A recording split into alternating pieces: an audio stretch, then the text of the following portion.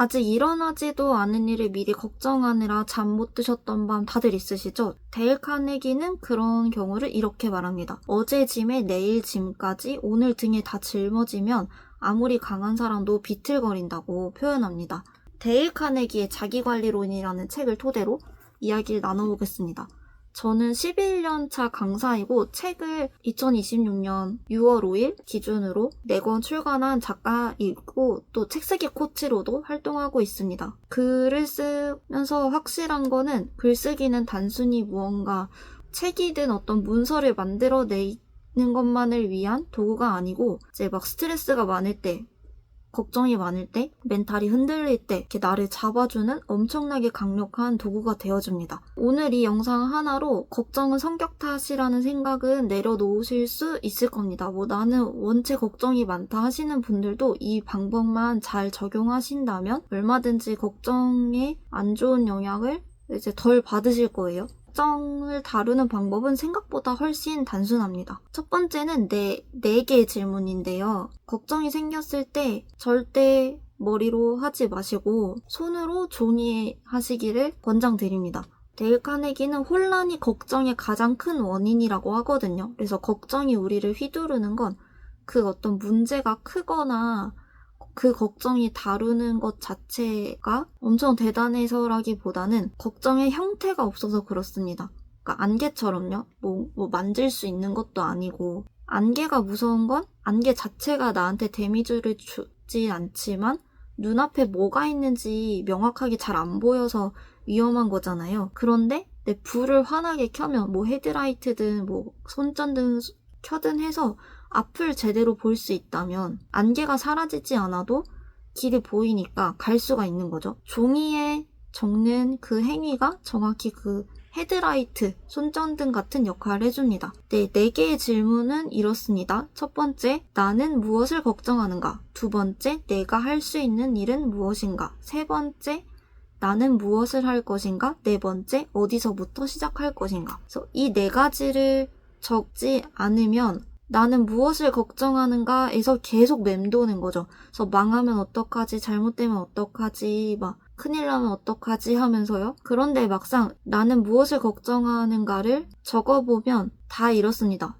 내가 뭘 걱정하는지 내가 정확히 몰랐구나. 그래서 적는 게 핵심이 나타나게 해줍니다. 대부분 내가 걱정하는 그 생각보다 손으로 쓰고 나면 생각보다 별거 아니거나 생각보다 작을 때가 종종 있습니다. 갤런 린치필드라는 사람한테서 가져온 방법이거든요. 이게 업무 걱정을 절반으로 줄일 수 있는 습관입니다. 종이에 그냥 4줄 적는 거죠. 그래서 머릿속에서 한참 굴리고 계속 반복 재생하는 그 걱정을 오늘 한번 1, 2, 3, 4번을 적어보시면 그 다음부터는 거기서 들추지 말고 내가 시작할 게 딱 나왔잖아요. 4번. 내가 시작할 게 딱 분명히 나왔기 때문에 그걸로 인한 결과가 나올 때까지 계속해서 행동을 지속하라고 데일 카네기는 말합니다. 네, 다시 말씀드리면 머리로 생각하지 않고 손으로 쓰면서 하면 길이 나오는데 뭘 적냐? 첫 번째, 나는 무엇을 걱정하는가? 두 번째, 내가 할 수 있는 일은 무엇인가? 세 번째, 나는 무엇을 할 것인가? 네 번째, 언제부터 시작할 것인가? 요 1, 2, 3, 4가 나오면 이제 그대로 행동하면 되는 거죠. 이게 첫 번째 방법입니다. 두 번째는 나를 빼고 적기입니다. 나를 빼고 적는 건데요. 사람이 글을 쓸 때 특히 어떤 걱정이나 근심, 스트레스가 과할 때는요. 글을 약간 객관적으로 쓰기가 어렵거든요. 내 상태를 기록할 때 나를 정당화해주고 나를 합리화해주는 내용만 쏙쏙 골라다가 쓸 수도 있습니다. 데일 카네기는 콜롬비아 대학교 호크스 학장의 이야기를 가지고 이야기하는데요. 내 문제를 남의 일처럼 짜는 거죠. 제3자가 보는 것처럼 기록하는 거, 그리고 나한테 불리한 사실까지 적으라고 합니다. 내 입장과 나를 불리하게 하는 것까지 다 적는 거죠. 이걸 안 하면 효과가 많이 떨어질 수도 있습니다. 왜냐면 보고 싶은 것만 적으니까. 그래서 안개가 거치지 않고 그냥 예쁘게 포장만 될 수도 있다는 거죠. 반대로 불리한 사실까지 다 적으면 데일 카네기 말로는 문제가 저절로 명료해집니다. 양쪽 면을 다 보면 답이 보일 확률이 많이 높아집니다. 예를 들어 직장에서 누구랑 갈등이 생겼다고 했을 때 이제 그 사람은 그 글을 쓰고 있는 나의 입장에서는 상대가 얼마나 잘못했는지만 머릿속에 쌓이겠죠? 근데 그거를 이제 제3자의 입장처럼 제3자가 본 것처럼 기록을 해보는 거죠. 내 잘못으로 보일 만한 것까지요.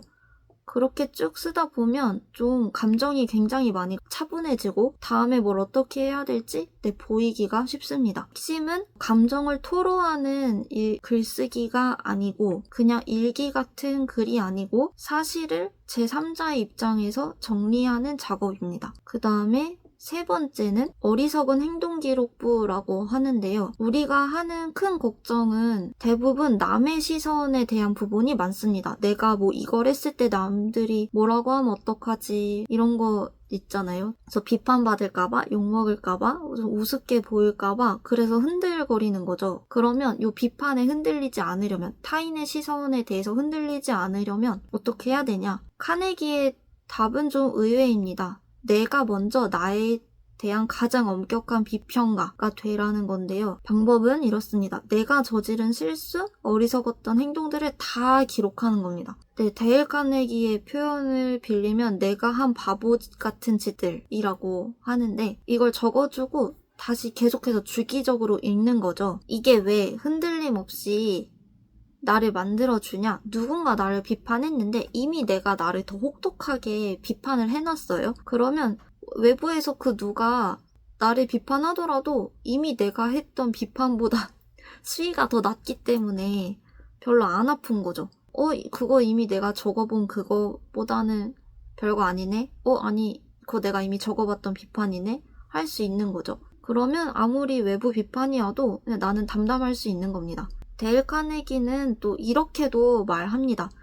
부당한 비판은 종종 위장된 칭찬이라고요. 사람들은 중요하지 않은 대상은 아무도 비판 안 한다고 합니다. 제가 자이언트 북컨설팅에서 글쓰기를 배워서 이렇게 책을 4권 출간할 수 있게 됐던 건데 자이언트 북컨설팅의 이은대 사부님도 그런 얘기 많이 하시거든요. 완전 초보 작가는 비판을 받을 일이 없으니까 초보 작가는 편하게 글 쓰라고 하시거든요. 진짜로 막 비판받을 수 있는 책은 어느 정도 수준 이상을 써야 비판받을 수 있다는 거죠. 너무 비판을 그렇게 두려워할 필요가 없습니다. 근데 여기서 좀 정리할 게 있습니다. 지금 이 더 혹독한 비판을 쓰라고 한 거는 자책하라는 게 아닙니다. 자책이나 나를 막 깎아내리라는 게 절대 아니라는 거죠. 막 나는 왜 이 모양 이 꼴인가, 막 나는 왜 이거보다 못하는가 하면서 막 딴골 파라는 얘기가 아닙니다. 그냥 회계장부 보듯이 냉정하게 점검하라는 거죠. 감정을 쫙 빼고 이성만 가지고 점검하라는 겁니다. 감정적으로 약간 나를 공격하듯이 하면 절대 안 됩니다. 그런 방법이 아닙니다. 근데 나 그렇게 할 자신이 없다.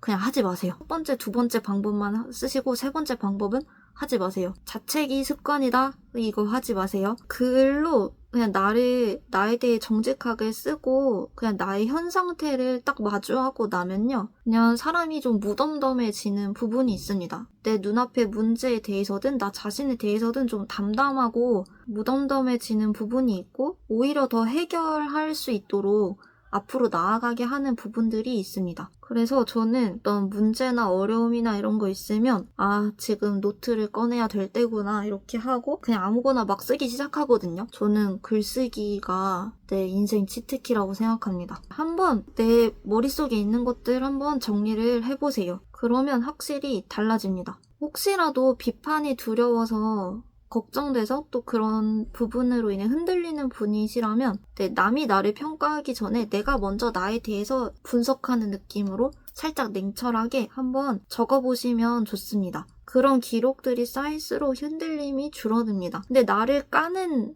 기록만 쓰지 마시고 내가 잘하고 있는 것도 같이 적어보시면 너무 좋겠죠? 양쪽을 다 볼 수 있으니까.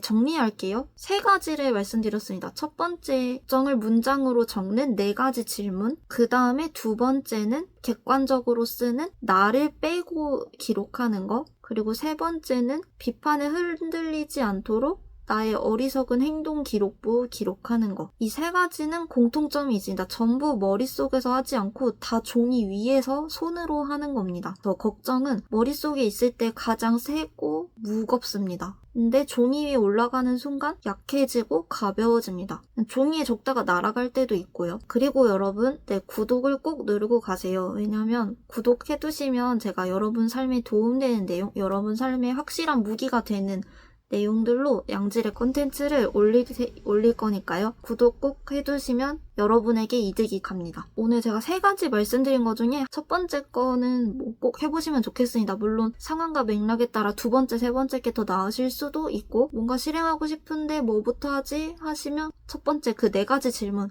기록하는 거 꼭 해보시면 좋겠습니다. 글로 마음을 다스리고 나아가서 또 내 이야기를 쓰고 또 그렇게 하면서 내 삶이 개선될 수 있는 그 길이 궁금하시면 아래의 링크를 눌러보시면 좋겠습니다. 저는 실시간으로 글쓰기를 통해서 이렇게 걱정을 다스리고 앞으로 나아가고 있습니다. 그래서 지금 영상 촬영하고 있죠. 앞으로 더 글쓰기를 통해 삶이 더 나아지시기를 응원드리면서 영상 마치겠습니다. 감사합니다.